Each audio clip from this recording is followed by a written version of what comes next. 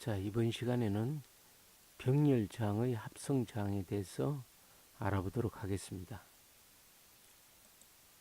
병렬저항의 합성저항은 바로 구할 수가 없습니다.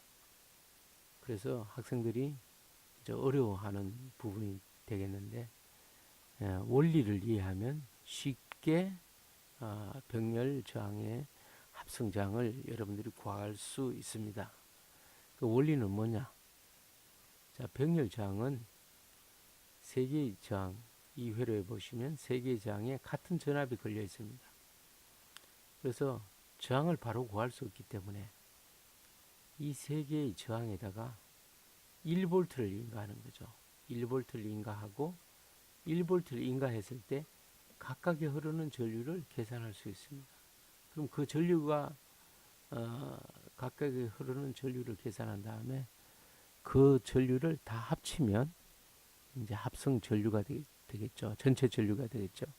그 전체 전류와 1V의 전압하고 사이를 옴의 법칙을 통해서 구하면 저항이 구해지는 겁니다. 즉 다시 한번 설명드리면 병렬 저항은 바로 구할 수 없다. 그래서 병렬 저항을 구하는 방법은 각각의 저항에 흐르는 전류를 구한 다음에 그 전류를 합치고 그 합친 전류와 그 다음에 인가된 전압을 통해서 저항을 구한다. 이렇게 보면 됩니다. 근데 여기서 인가된 전압은 1V다. 이렇게 생각하면 되겠죠. 자, 그래서 우리가 전류를 일단 가장 먼저 전류를 구해야 되겠죠. 그 전류를 구하는 방법은 저항분의 전압하면 전류가 구해지겠죠. 그런데 여기에 전압을 1V로 인가한 거죠. 전압을 1V로 인가했으니까 이게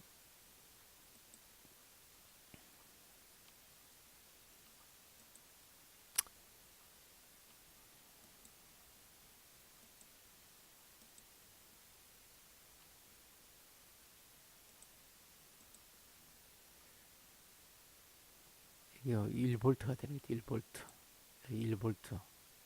1V가 되고, 자, 각각의 I1, I2, I3를 구해야 되는데, I1은 R1분의 1V, R1분의 1V, I2는 R2분의 1V, R3는 I3는 R3분의 1V.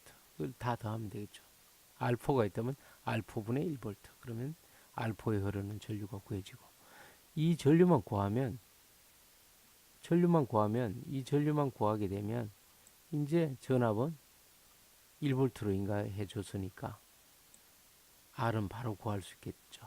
자, 그래서 여기 보면 합성저항 R은 1V와 이 밑에 있는 거는 뭐냐면 전류예요. 전류. 그래서 전류는 I1 더하기 I2 더하기 I3. 그래서 I1은 R1분의 1V. 그러면 I1이 구해지겠죠. I2는 R2분의 1V. 이렇게 구하면 됩니다. 자, 여기까지 구하면 되고, 여기서 보게 되면 20옴과 30옴, 60옴일 때 전류를 어떻게 구하느냐.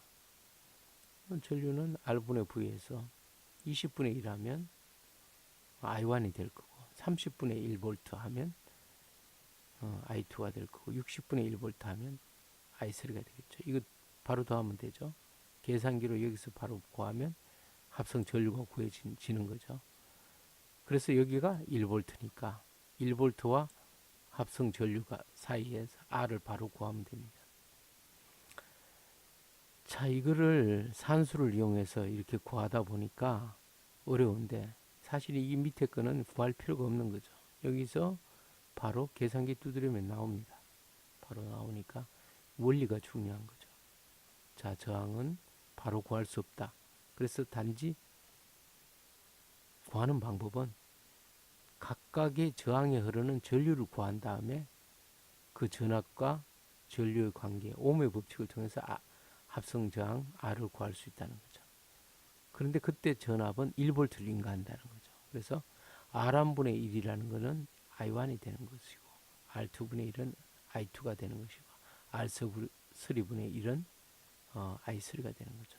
이걸 다 더하면 합성 전류가 구해지고 분의 1 하면 되죠. 계산기로 바로 두드리면 바로 쉽게 나옵니다.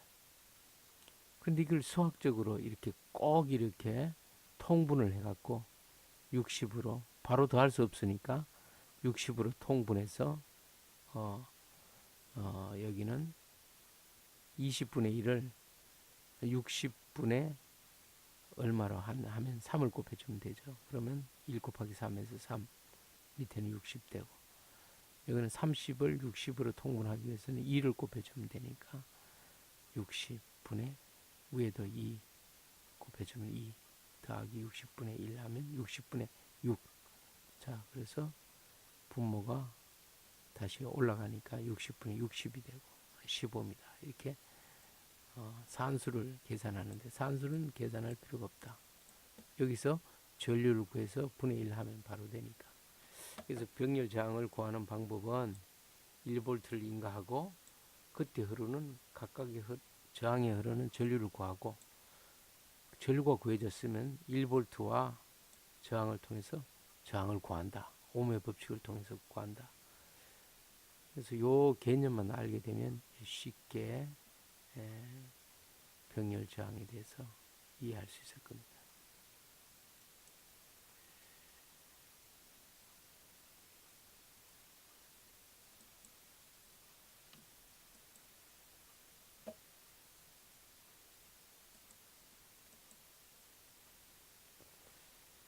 자, 그래서 여러분들이 이제 알고 있다시피 병렬 저항은 이 합성 저항 구하는 공식 요걸 많이 이용하죠.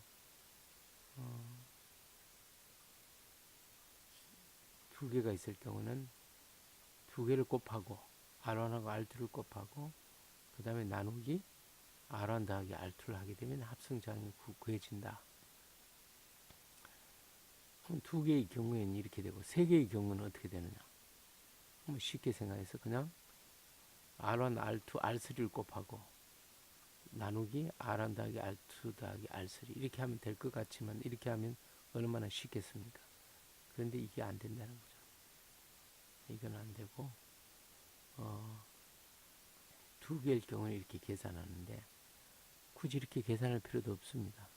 그냥 여기서 끝내면 되는 거죠.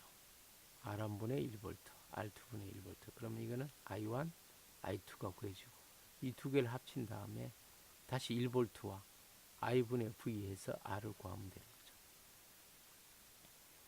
굳이 이렇게 통분한 다음에 이렇게 해서 R1 플러스 R2 분의 R1, R2 이 공식을 외워서 하는데 뭐 외워서 해도 되겠죠. 그런데 이 공식이 생각 안 날 때는 이 공식보다는 자 병렬 저항의 합성 저항은 전류를 구한다. 그 전류를 구할 때 전압은 1볼트를 준다. 그래서 R분의 V ohm의 법칙만 알면 I1, I2, I3를 구하고 그래서 이 합성 전류를 구한 다음에 이 전류와 전압과의 관계 1볼트와의 관계를 이용해서 다시 R을 구하면 되겠죠. 병렬 저항을 다루는 목적은 전류를 분배를 해주는 거죠. 그래서 병렬 저항으로 응용한 이 계측기가 바로 전류기입니다. 전류기. 전류기는 어떻게 되어 있느냐 한번 봅시다. 전류기는 마찬가지로 여기에 가동 코일형, 코일에 전류가 흐르면 자석이 생겨서 자석에서 지침이 이제 움직이게 되는 거죠. 여기서 보면 이 내부 저항이 500ohm이고 이게 풀 스케일이 1mA 돼. 1mA 흐르면 이 지침이 0에서 이렇게 최대 60으로 적혀 있는 이쪽까지 움직인다는 거죠. 그러면 이 계기는 1mA까지 잴 수 있는 계기가 되는 거죠. 이 자체를 가지고. 그런데 여기에다가 병렬로, 여기 지금 이렇게 계기가 있다면 계기와 병렬로 어떤 저항을 연결해주면 100mA도 잴 수 있고 1A, 100A 까지 잴 수 있게 되는 거죠. 그럼 어떻게 되느냐? 만약에 100A를 재는 계측기를 만들고 싶으면 이 전류를 100A의 전류가 여기에는 1mA가 흐르도록 하고 나머지 여기에 99.999A가 이쪽으로 흐르도록 해주면 되겠죠. 방법은 간단합니다. 여기 1mA 흐르게 하기 위해서는 여기에 몇 볼트가 필요하느냐? 500ohm이니까 I는 1A, 1mA. 그래서 V는 IR 해서 얼마예요? 1mA 곱하기 500호 하면 mA가 10의 마이너스 3승이니까 곱하게 되면 0.5V가 되겠죠. 자, 0.5V가 양단에 걸릴 때 여기에 1mA 흐르는 거죠. 그래서 만약에 이 셀렉트 수치가 100A 있다면 0.5V가 걸릴 때 이쪽으로 전류가 99.999A가 흐르도록 저항값을 만들어주면 되겠죠. 그래서 여기에다가 0.5V에다가 전류 99.999 이렇게 계산하면 I분의 V 하게 되면 0.00500005ohm이 되겠죠. 미리옴으로 표시하면 이게 5.0000ohm이 되겠죠. 5.00. 그래서 여기 보면 5.005. 10A 레인지로 나왔을 때는 여기 얼마가 흐르면 되느냐면 0.5V일 때 9.999A가 이쪽으로 흘러가도록 저항을 계산해 주면 되겠죠. 1A일 때는 0.999A가 흐르도록 이 R3를 계산해 주면 됩니다. 자, 이런 식으로 해서 전류를 분배시키게 되면 계측기의 스케일을 늘릴 수 있는 거죠. 1mA만 흐를 수 있는 전류계를 이용해서 100A까지 측정할 수가 있게 되는 겁니다. 다음은 병렬 합성 저항의 회로 해석에 대해서 알아보겠습니다. 병렬 저항에 대해서 우리가 항상 이 전류를 구하고 그 전류를 1V일 때의 전류를 구하고 그 전류를 다 더한 다음에 다시 1V와 그 전류와의 관계를 통해서 오모 법칙을 통해서 합성 저항을 구해야 되느냐. 회로를 직관적으로 해석할 때 그렇게 계산하고 해석할 시간이 없습니다. 그러면 어떻게 회로를 해석해야 되느냐.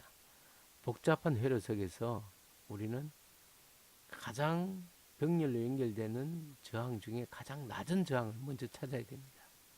그럼 가장 낮은 저항을 찾으면 그 낮은 저항보다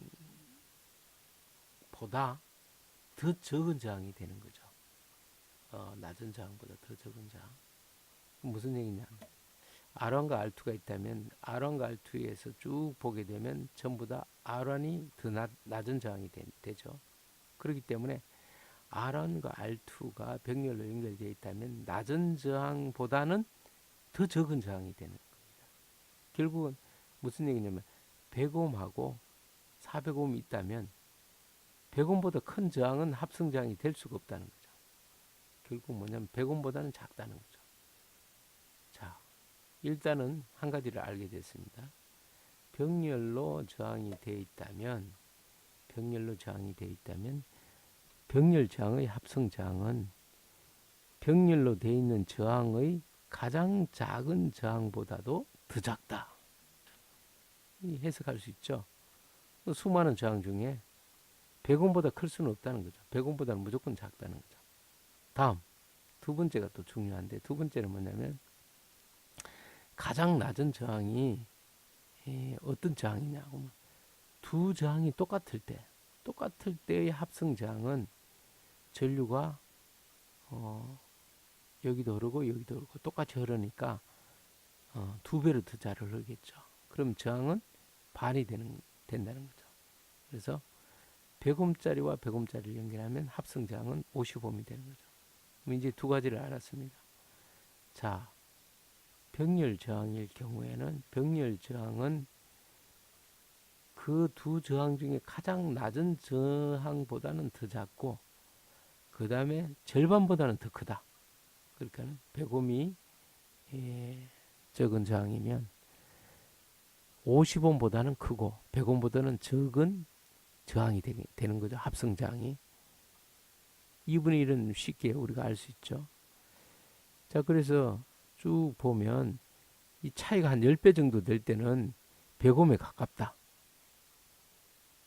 그 다음에 차이가 별로 안 날 때는 50옴에 가깝다.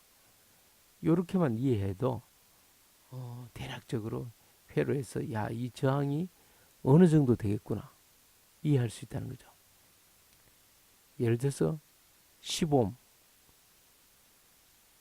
200옴, 뭐 500옴 이게 병렬로 연결되어 있다. 그러면 가장 작은 저항이 10옴이니까 이 회로의 합성 저항은 10옴보다는 작겠구나.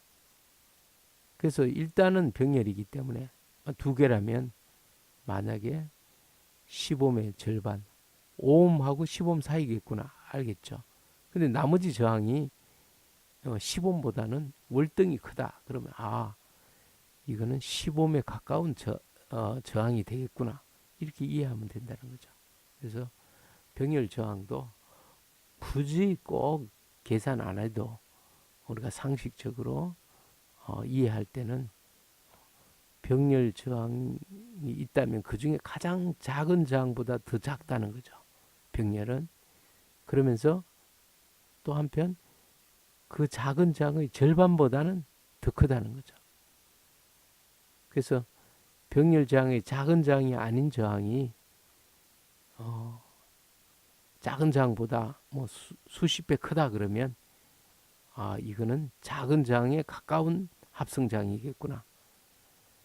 그래서 작은 저항과 비슷하다. 그러면 작은 저항의 절반이 저항이 되겠다. 이렇게 생각하면 되겠죠. 예를 들어서 여기 보면 여기 64K, 6.4K가 있죠. 이게 10의 2승이고 청색이니까 6이고 여기 노란색이니까 4, 6.4K.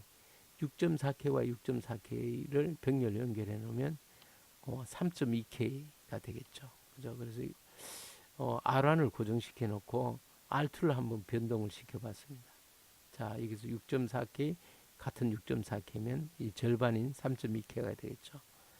그래서 이렇게 쭉 한쪽 저항을 이렇게 올렸습니다. 64K, 640K, 6.4메가 이렇게 올리게 되면 합성 저항은 계산해 보면 64K일 때는 5.8K, 6.4K에 가깝게 되죠.